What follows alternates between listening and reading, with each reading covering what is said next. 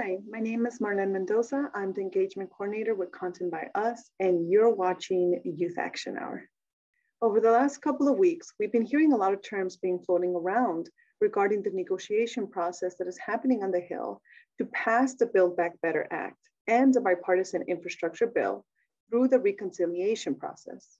If you feel a little lost or confused on what exactly is in this big budget item, and how will it directly benefit me, for example, young adults, you're not alone. To be honest, clear messaging on what exactly is in the reconciliation package and how this benefits the larger public, and in particular youth and young adults, is missing. But today we are here with Youth Action Hour to give you a brief summary and break down what key provisions in this Build Back Better Act included in this reconciliation pack could significantly improve the quality of life for youth, young adults, and their families for years to come. People are not afraid to spend money.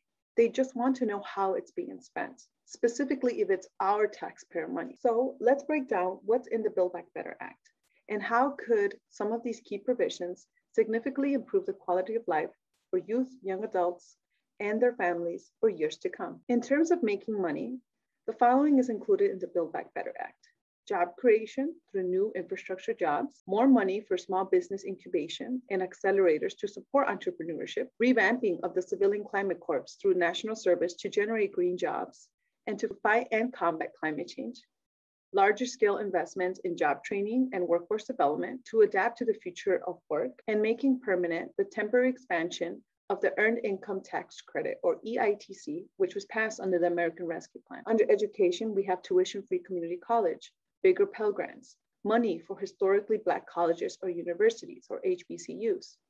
Under healing and well-being, we have improving workers' rights with up to 12 weeks of paid leave for all workers, lowering the cost of prescription drug prices, improving and expanding mental health services, expansion of Medicare to include dental, hearing, and vision. Under climate justice, we have transition to clean electricity, replacing lead pipes, electric vehicle charging stations, money for disaster relief preparation. And under family support, we have universal pre-kindergarten for all 3 and 4-year-olds, affordable childcare for low-income families, and making permanent a bigger child tax credit. These key provisions are extremely popular with the American public.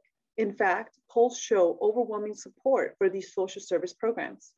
As Democrats continue to negotiate the top line number for this budget plan, let's take a step back and remember where we originally began in this negotiation process. If you recall, a couple of months ago, the original price tag that was announced was hovering around $6 trillion, which at the time was criticized for not being nearly enough for an FDR style of New Deal. Now the Progressive Caucus has agreed to a minimum of $3.5 trillion. Now Manchin is asking for less than the bare minimum and seeking to cut this original $3.5 trillion deal to $1.5 trillion, which means that potentially a lot of things are on the table to get cut. We must ask ourselves when this passes and what the top line number is.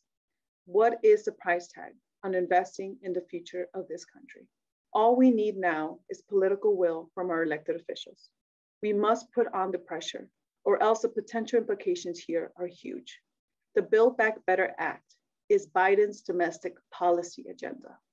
If nothing gets passed in reconciliation, that is it.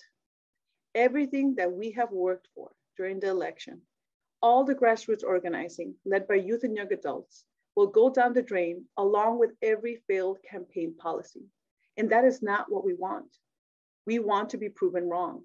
Everything that we are fighting for to make large-scale changes in climate change, workers' rights, green jobs, Medicare expansion, investment in workforce development, universal pre-K, free 2-year community colleges, and other critical investments will not happen.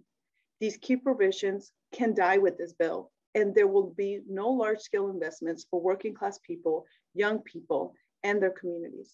The entire Biden presidency is at stake right now during these negotiations in the next couple of days. There will not be another window like this before the midterm elections. We cannot let this momentum pass without investments for young people, especially after witnessing the vast discrepancies in unemployment, healthcare, debt, the wealth gap, and low wages that this young population has faced pre-pandemic, which was only made worse during COVID.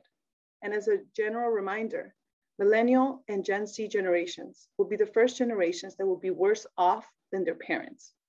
We cannot leave young people behind in this reconciliation process because young people showed up for the future of this country. Now elected officials need to show out for us. So show us the money. Join us online for hashtag Show Us the Money, a youth action hour social media event that amplifies the voices of young people demanding economic justice. To learn more, go to youthactionhour.org.